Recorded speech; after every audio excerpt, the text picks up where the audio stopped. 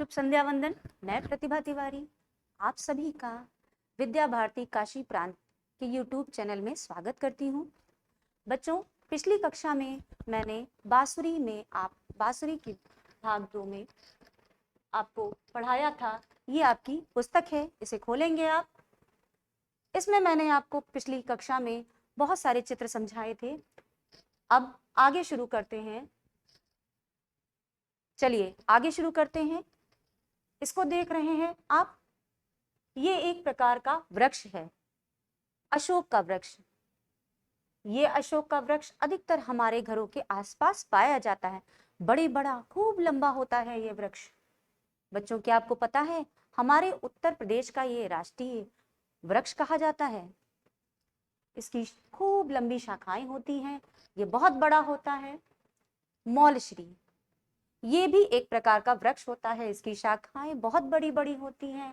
इसकी देख लीजिए शाखाएं कितनी लंबी लंबी दिखाई गई हैं आपको।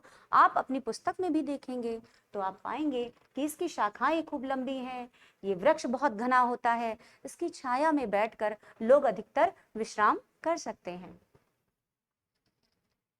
बांस, बांस भी एक प्रकार का वृक्ष है। बच्चों, क्या आपको पता है जो घर में चीजों का निर्माण होता है वो बांसों से होता है। कई कई घर भी इसी बांसों से बनाए जाते हैं। ये बहुत लंबे होते हैं, बहुत दूर तक जाते हैं। इन्हें ज्यादा पानी की आवश्यकता भी नहीं होती, इसलिए ये आसानी से उग जाते हैं। बबूल, बबूल भी एक वृक्ष होता है। इस पेड़ की शाखाएं भी बहुत बड़ी बड़ी होती हैं। इसके शाखाओं से, इसकी लकड़ियों से अधिकतर जो है लोग दातून बनाते हैं और ब्रश करते हैं, जिससे दांत मजबूत होते हैं। बच्चों, क्या आप इसे पहचान रहे हैं? ये कौन है और ये क्या कर रहे हैं? बिल्कुल सही, ये बर्तन बना रहे हैं। किस तरीके के बर्तन बना रहे हैं? ये मिट्टी के। इनका काम है मिट्टी के बर्तन बनाना। ये मिट्टी के बर्तन बनाते हैं। इनका ये पहिया, इसे पहिया बोलते हैं, यानी चाक बोलते हैं। इस पर ये मिट्टी रखकर उसे गोल गोल घुमाकर बर्तन बनाते हैं। ये मिट्टी के कलश है, सुराही है, तरह तरह की चीजों का निर्माण करते हैं। और इन्हें क्या कहा जाता है? इन्हें कुम्हार कहा जाता है। ये हमारे लिए बहुत उपयोगी होते हैं। आजकल गर्मियों के दिनों में इनका विशेष महत्व है, क्योंकि हम अधिकतर फ्रिज इत्यादि ठंडी चीजों के आदी हो चुके हैं। लेकिन हम आज भी जो सुराही और कलश का पानी पीते हैं वो बहुत ठंडा होता है और बहुत अच्छा होता है। इसलिए इनके नाम को जरूर जानेंगे आप, इनको याद करिए। ये हैं कुम्हार। बच्चों, ये भी हमारे लिए बहुत उपयोगी हैं। क्या आपको पता है कि आप जो कपड़े पहनते हैं उन्हें कौन सिलता है? जी बिल्कुल सही, ये है दर्जी, यानी टेलर जिसे आप कहते हैं। ये हमारे कपड़ों को सिलते हैं। छोटे छोटे जितने भी सुंदर कपड़े होते हैं, चाहे वो मम्मी के हों, पापा के हों, आपके हों, सभी के कपड़ों का बनाने का ये काम करते हैं। कितने सुंदर तरीके से ये हमारे कपड़ों का निर्माण करते हैं, इसलिए ये हमारे लिए बहुत उपयोगी है। क्या आप इन्हें जानते हैं? ये एक महिला है, क्या कर रही हैं? बिल्कुल सही, ये कपड़े धो रही हैं। तो बहुत सारे कपड़े ऐसे होते हैं जिन्हें हम घर पर नहीं धुल सकते। ये उन्हें ले जाकर घाटों पर धुलने का कार्य करते हैं। इन्हें हम धोबी कहते हैं। ये हमारे कपड़ों को फिर से साफ सुथरा कर देते हैं, उनमें चमक पैदा कर देते हैं और हमारे कपड़े फिर से सुंदर लगने लगते हैं। ये बढ़ई हैं। इनको देखकर आपको अंदाजा हो गया होगा ये लकड़ी का काम कर रहे हैं। बच्चों, ये लकड़ी से तरह तरह के उपयोगी वस्तुएं बनाते हैं। मेज है, कुर्सी है, बहुत सारी चीजें, अलमारी है, दरवाजे है, खिड़की है, इन सभी का निर्माण इनके द्वारा होता है। इसलिए ये हमारे लिए बहुत उपयोगी हैं। तो इसलिए इन्हें हमें याद करना पड़ेगा कि ये कौन है? ये है बढ़ई। तो इनके चित्र को बहुत ध्यान से देखकर इनके काम को सराहिएगा, क्योंकि ये बहुत मेहनत से काम करते हैं। मोची, मोची क्या काम करते हैं? बिल्कुल सही, ये जूतों को, चप्पलों को सिलने का काम करते हैं, नए नए जूते बनाते हैं, नई नई चप्पलें बनाते हैं। अगर ये ना होते तो आज हम नंगे पांव चल रहे होते। इसलिए इनका हमारे जीवन में बहुत महत्व है। जितनी भी मैंने आपको दिखाए, मोची हो, धोबी हो या बढ़ई हो, सभी का हमारे जीवन में बहुत महत्व है। अगर ये ना हो तो हम अपने दिनचर्या में किसी भी चीज का उपयोग नहीं कर पाएंगे। इनके द्वारा ही हमारे सारे काम पूरे होते रहते हैं। इसलिए इनके नाम को जरूर हमें जानना चाहिए, इनके काम से परिचित होना चाहिए। इसलिए बहुत ध्यानपूर्वक इन चित्रों को देखते जाइए। ये कौन है बच्चों? आप सभी लोग पहचानते हैं इनको? बिल्कुल सही, ये है एक सैनिक। सैनिक क्या करते हैं? हमारे देश की रक्षा करते हैं। हम तो अपने घरों में बैठे रहते हैं, लेकिन ये क्या करते हैं? सीमा पर जाकर हमारे लिए हमारी रक्षा करते हैं, बाहरी आक्रमणों से हमारे देश को बचाते हैं। इसलिए इनका हमारे जीवन में बहुत महत्व है। बच्चों, ये तस्वीर देखकर आपको जान ही गए होंगे कि यह कौन है। ये हमारे ईष्ट हैं, हमारे भगवान हैं। इनका नाम क्या है? ये शिव जी हैं। शिव जी जो क्या है? एक सर्पधारी हैं, सर्प रखते हैं, कमंडल रखते हैं, डमरू रखते हैं, हाथ में रुद्राक्ष की माला रखे हुए हैं और शेर की खाल पर बैठते हैं।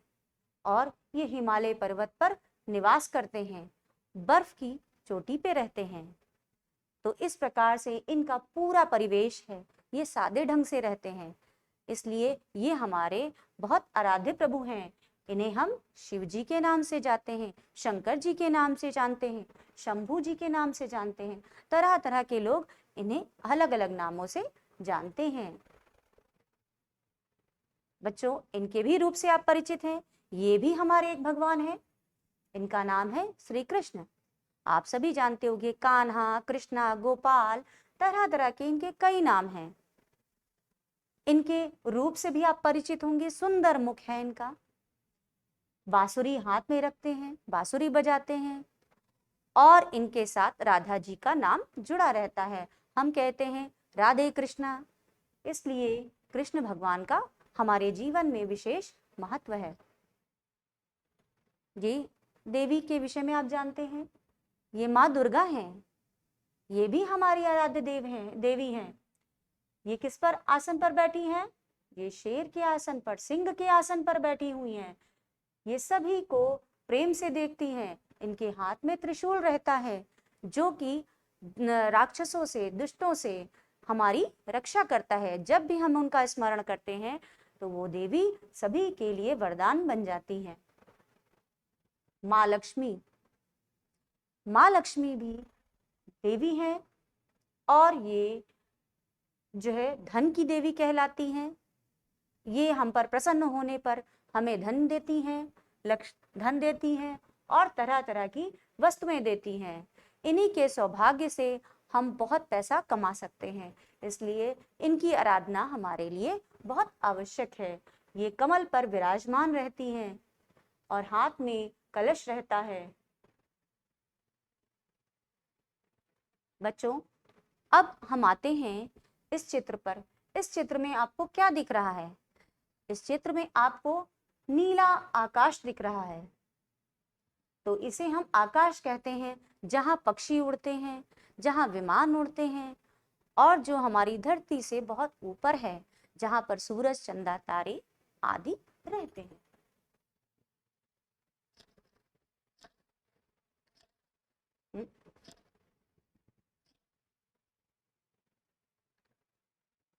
बच्चों, क्या आप इसे जानते हैं? ये क्या है? ये एक ऐसा स्थान है जहां पर जो ये जमीन है वो ऊंची हो जाती है। इस स्थान को हम कहते हैं पहाड़। यहाँ ये सभी घाटियां बन जाती हैं, पहाड़ बन जाते हैं। तो ये स्थान पहाड़ कहलाता है। जो ऊंचे ऊंचे पर्वत होते हैं, अधिकतर माता पिता के साथ हम इन्हीं स्थानों पर घूमने के लिए जाते हैं। बच्चों, इस दृश्य को देखेंगे आप, इस चित्र को देखिए, ध्यान पूर्वक देखिए। ये क्या है? आपको पेड़ पौधे नजर आ रहे हैं बहुत सारे? बिल्कुल सही, ये जंगल है। जंगल में अधिकतर हमारे जीव जंतु रहते हैं। बहुत सारे जानवर रहते हैं, शेर रहते हैं, भालू रहता है। Very good. अब ये क्या है? ये एक तालाब है। यहाँ पर आपको पानी ही पानी दिख रहा है। ये छोटा सा तालाब है, इसमें पानी रहता है जो अधिकतर लोगों के लिए पीने योग्य होता है, नहाने योग्य होता है। लोग यहाँ से पानी ले जाते हैं, अपने खेतों की सिंचाई करते हैं, तो ये पानी बहुत साफ और स्वच्छ होता है। बच्चों, ये दृश्य देखकर आपको क्या महसूस हो रहा है? इस दृश्य में एक पिता अपने पुत्र को नदी पार करा रहे हैं। तो ये पुत्र आपको पता है कौन है? बिल्कुल सही, ये कृष्ण भगवान हैं, ये शेषनाग हैं और ये कृष्ण भगवान के पिता वसुदेव हैं, जो इन्हें यहाँ से मथुरा से लेकर गोकुल जा रहे थे। ये उस समय का दृश्य है। तो जब कृष्ण पैदा हुए तो उस दिन को हम श्री कृष्ण जन्माष्टमी के नाम से जानते हैं।